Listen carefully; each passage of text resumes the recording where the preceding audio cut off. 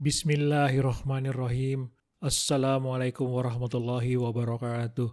Sahabat Al-Quran yang berbahagia. Hari ini insyaallah kita akan membaca terjemahan dan tafsir dari firman Allah Subhanahu wa Ta'ala dalam surah Ali Imran tentang bantahan Allah terhadap pendapat-pendapat ahli kitab yang keliru. Ayat-ayat yang akan kita bahas adalah ayat 96 sampai dengan 99 tentang bantahan terhadap pengakuan ahli kitab tentang rumah ibadah yang pertama. Ayat-ayat tersebut menjelaskan mengenai bantahan atas ahli kitab yang menghalangi manusia dari jalan Allah dan yang menunjukkan kekafiran. Mohon dapat mengikutinya sampai selesai.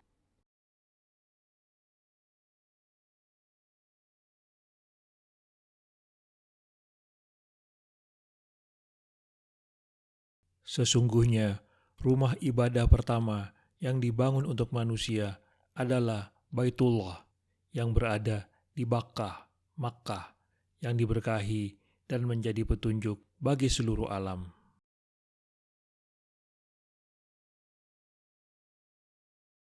Dalam ayat ini, Allah menjelaskan kedudukan Masjidil Haram dan Ka'bah yang Nabi Ibrahim terlibat dalam pembangunannya. Allah menegaskan bahwa sesungguhnya rumah, tempat ibadah yang pertama dibangun untuk manusia, ialah Baitullah yang di Makkah, yaitu Mekah, yang diberkahi dengan banyak kebajikan duniawi maupun ukhrawi secara berkesinambungan dan tiada terputus, dan menjadi petunjuk, yaitu sebagai kiblat dan pusat kegiatan beribadah kepada Allah, serta harapan untuk mengunjunginya bagi seluruh alam di masa lampau, sekarang maupun yang akan datang. Lihat Surah Ibrahim ayat 37.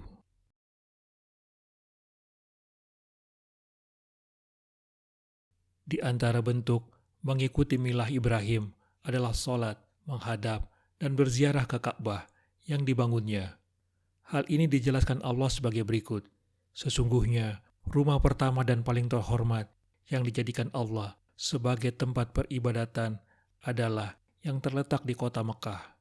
Rumah itu penuh dengan segala bentuk kebaikan dan berbagai macam keberkahan. Allah menitipkan keberkahannya kepada rumah itu yang merupakan tempat hidayah bagi umat manusia dengan mendatanginya dan menghadap kepadanya saat melakukan sholat.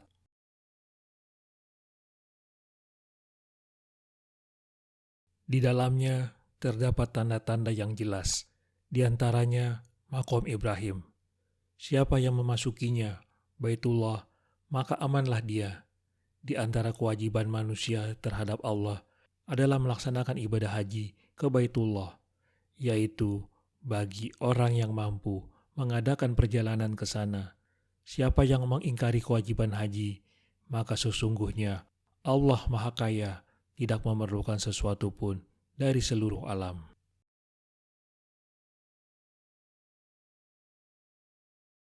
Di sana, di Masjidil Haram, terdapat tanda-tanda yang jelas tentang keutamaan dan kemuliaannya, di antaranya Maqam Ibrahim, yaitu bekas telapak kaki Nabi Ibrahim, tempat beliau berdiri waktu membangun Ka'bah, Hajar Aswad, Hijr Ismail, dan yang lainnya. Lihat surat Al-Baqarah ayat 125.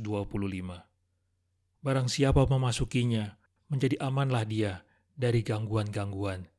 Dan di antara kewajiban manusia terhadap Allah adalah melaksanakan ibadah haji ke Baitullah, yaitu bagi orang-orang Islam yang sudah akil balik, yang mampu mengadakan perjalanan ke sana, mempunyai bekal yang cukup untuk dirinya dan keluarga yang ditinggalkan, kemampuan fisik, ada sarana pengangkutan, dan aman dalam perjalanan.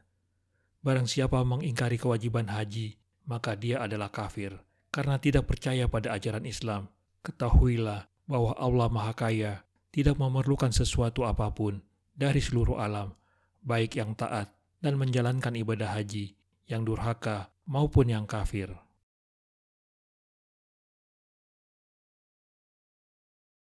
Di dalamnya terdapat petunjuk yang jelas mengenai kesucian dan keutamaannya. Di antaranya adalah Maqam, tempat berdiri Ibrahim.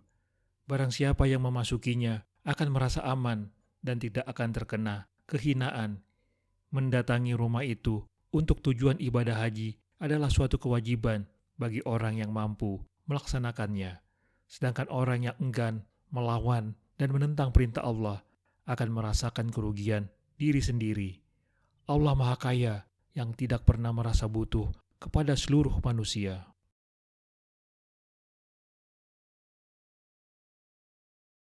Katakanlah, Nabi Muhammad, wahai ahlul kitab, mengapa kamu terus-menerus mengingkari ayat-ayat Allah, padahal Allah Maha menyaksikan apa yang kamu kerjakan.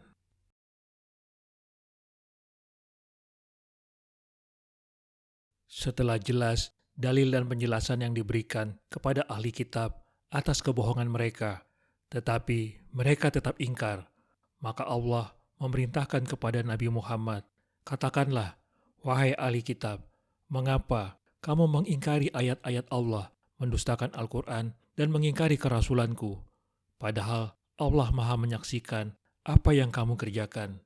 Tidak ada kedustaan dan perbuatan kalian yang samar bagi Allah. Walaupun kalian berusaha menyembunyikannya, Dia akan membalas keburukan perbuatan kalian kelak di hari kiamat.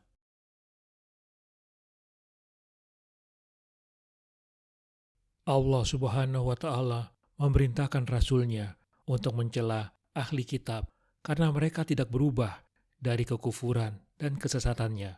Allah berfirman kepada Rasul-Nya, katakan kepada mereka, wahai ahli kitab, tidak ada alasan untuk terus bersikap kufur.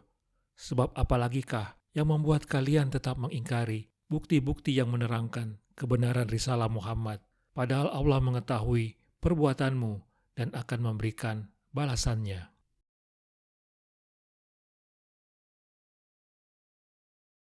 Katakanlah, Nabi Muhammad, wahai ahlul kitab, mengapa kamu terus-menerus menghalang-halangi orang-orang yang beriman dari jalan Allah? Kamu memang menghendakinya jalan Allah itu menjadi bengkok, sedangkan kamu menyaksikan Allah tidak lengah terhadap apa yang kamu kerjakan.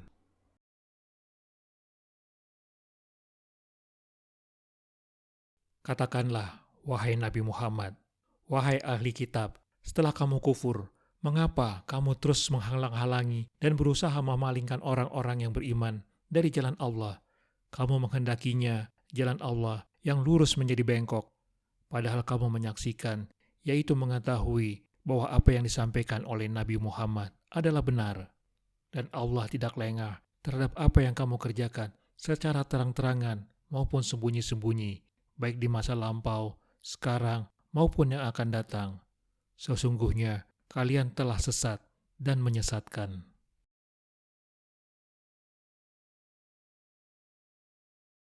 Wahai ahli kitab, bagaimana kalian berusaha memalingkan orang yang telah percaya dan tunduk kepada Allah dan Rasul-Nya ke jalan yang tidak lurus, padahal kalian mengetahui bahwa jalan mereka itu benar.